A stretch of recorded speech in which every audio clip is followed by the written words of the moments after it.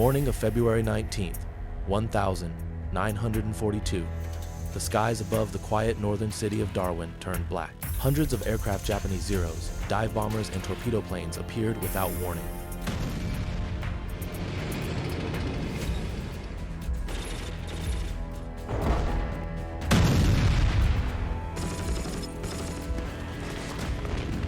Sirens wailed, anti-aircraft guns opened fire, and then the unthinkable happened. Bombs rained down on Australian soil, harbor ships exploded, oil tanks burst into flames, and the sea itself caught fire. It was the first and largest foreign attack on Australia in history. More bombs were dropped on Darwin than on Pearl Harbor. But why did it happen? Australia wasn't a superpower. It wasn't even a direct threat to Japan. So what made the Empire of the Rising Sun risk everything to strike so far south? Tonight, we uncover the real reason Japan attacked Australia, a story of fear, strategy, empire, and survival. The Rising Sun and the Southern Shadow. In the decades before the Second World War, Japan transformed from a feudal kingdom into an industrial juggernaut, but its rise came at a terrible cost. A nation with ambition far greater than its resources. By the 1932, Japan's population had exploded past 70 million. It possessed one of the world's largest navies, a disciplined army, and a modern economy, but it was starving for oil, rubber, coal, and iron. Japan's leaders, driven by a belief in their divine destiny, saw expansion as the only path forward. When Japan invaded Manchuria in 1931, it defied the League of Nations and the Western powers, but that small success emboldened Tokyo. By 1937, full-scale war raged across China. Cities like Nanjing were reduced to ashes, and Japan's industry boomed on the back of conquest. Yet even victory revealed weakness. Their war machine ran on imported fuel, mostly from the United States and British-controlled territories. So when America, Britain, and the Netherlands froze Japanese assets and cut off oil in 1941, Tokyo was pushed into a corner.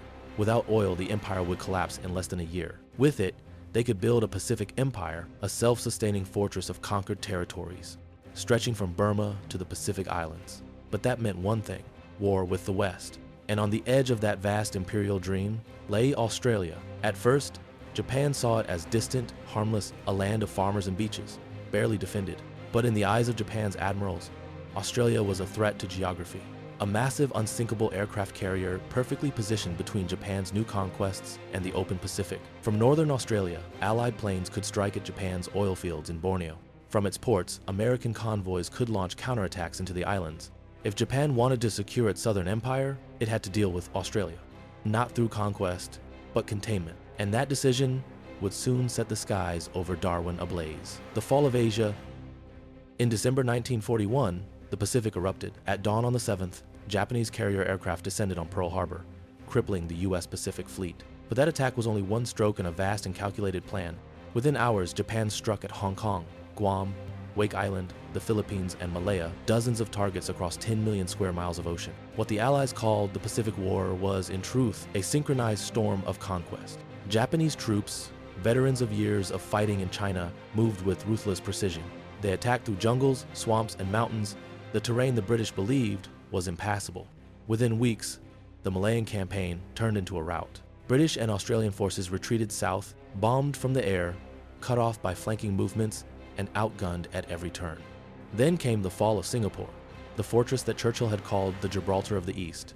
In February 1942, surrounded and out of ammunition, General Arthur Percival surrendered more than 130,000 men, including 15,000 Australians, to a Japanese force half their size. It was the largest surrender in British military history, and it shattered the illusion that the British Empire could protect its dominions. To the north of Australia, the Imperial Japanese flag now flew over an empire stretching from Burma to Rabaul. Every major Allied base in Southeast Asia had fallen except one, Australia. Suddenly, the once distant continent was the last Allied stronghold in the Southern Hemisphere. It was now a target, and to Japan it represented both a threat and an opportunity. The decision to strike? By the dawn of 1942, Japan's military planners sat in candlelit rooms in Tokyo, staring at maps that stretched from Burma to Fiji. The empire had grown faster than anyone could have imagined, but so had its problems. Japan's rapid victories had created a fragile empire stitched together by sea lanes. Oil from the Dutch East Indies, bauxite from Malaya, and rubber from Burma all had to travel thousands of kilometers by ship. ships that were increasingly threatened by Allied submarines and aircraft. And then there was Australia, that immense landmass to the south. At first, Tokyo's generals had written it off as unimportant. Its population barely touched 7 million. Its army was small, most of it fighting in North Africa under British command. But that changed overnight with the fall of Singapore. British defenses in Asia had collapsed.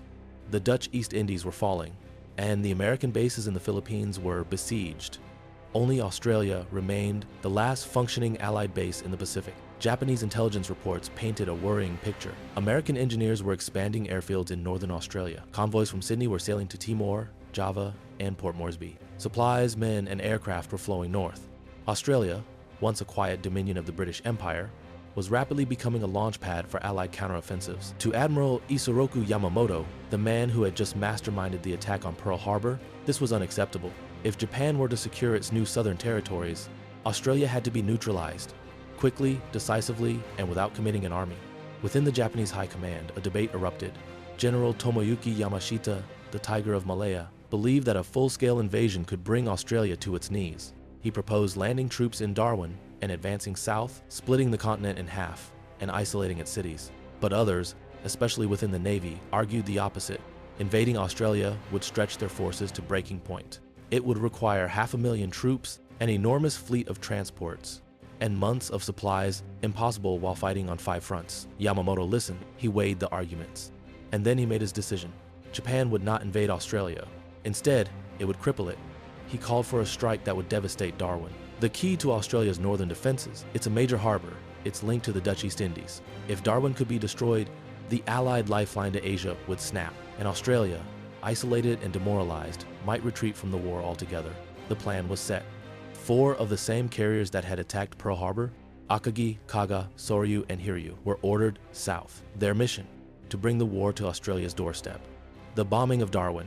The morning of February 19th, 1942, began like any other in Darwin. The air was humid. The harbor is busy with ships preparing to sail north. Sailors loaded cargo, mechanics worked on aircraft, and soldiers patrolled the dock. Few knew that hundreds of kilometers to the north, a Japanese strike force was already airborne. At 9:30 a.m., radar operators at Dripstone Caves picked up a formation of planes on approach. But communication lines were slow.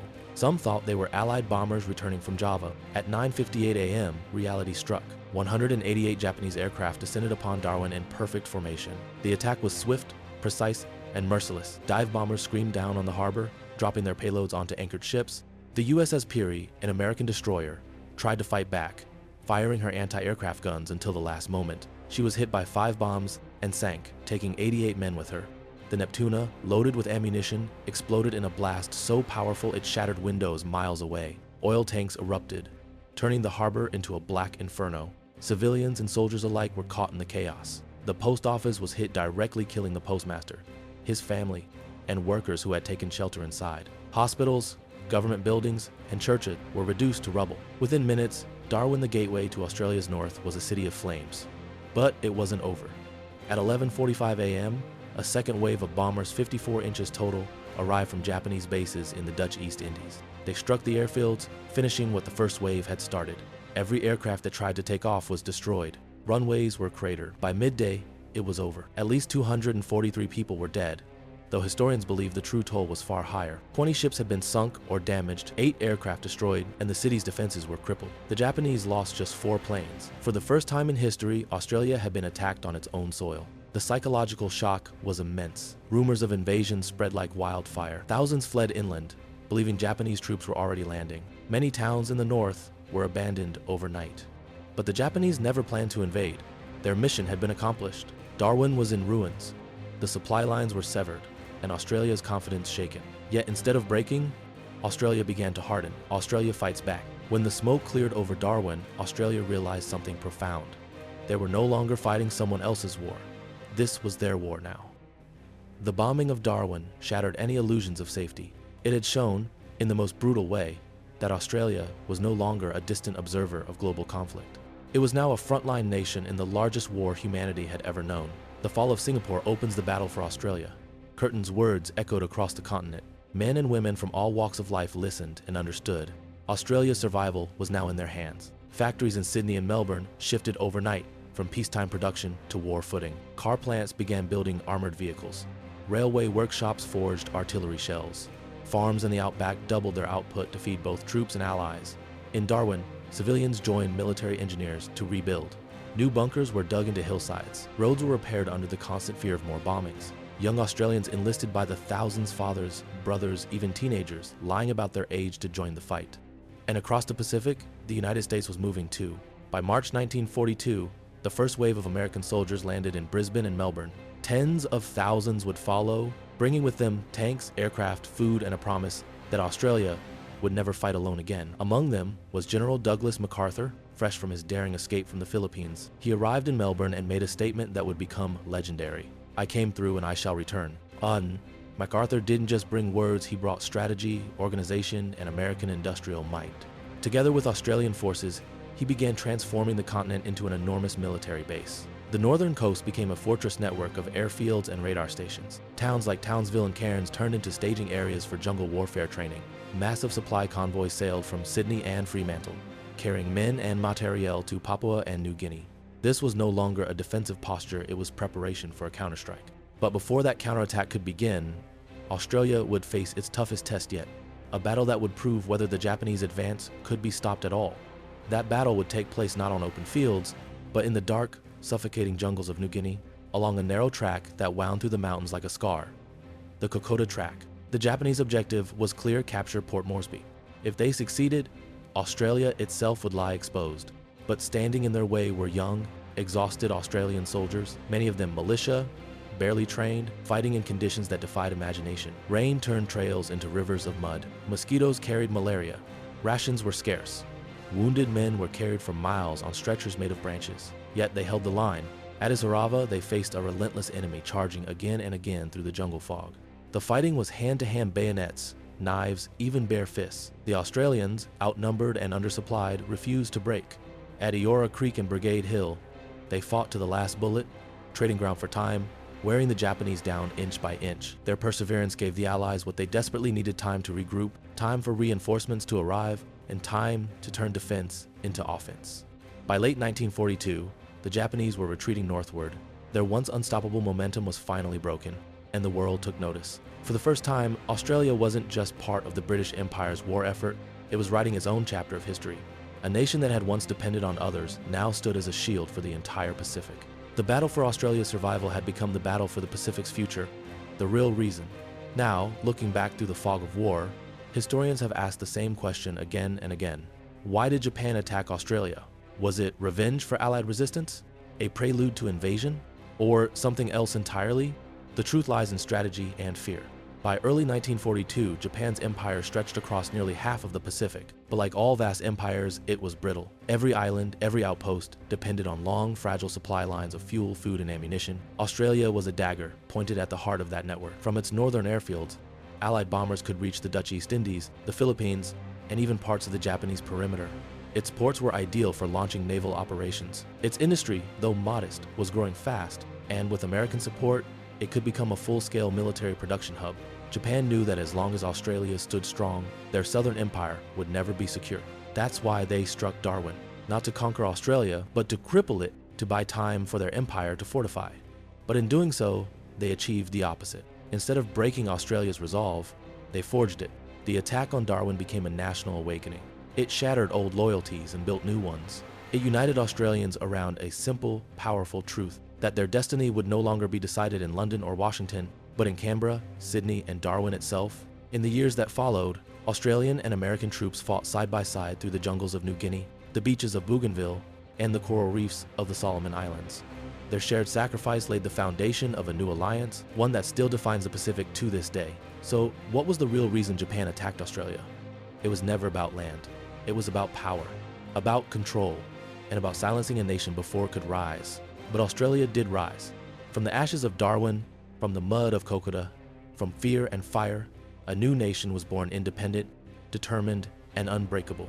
Japan wanted to frighten Australia into silence. Instead, it awakened its voice. Darwin still bears the scars of that day: craters, twisted steel, silent memorials by the sea. But the attack that was meant to break Australia only strengthened it. It turned a faraway war into a personal fight, and a quiet island nation into a cornerstone of Allied victory. Japan struck to silence a threat. Instead, they awakened a nation. And from the smoke of Darwin rose a message that would echo through all of World War II. Never again would Australia be unprepared.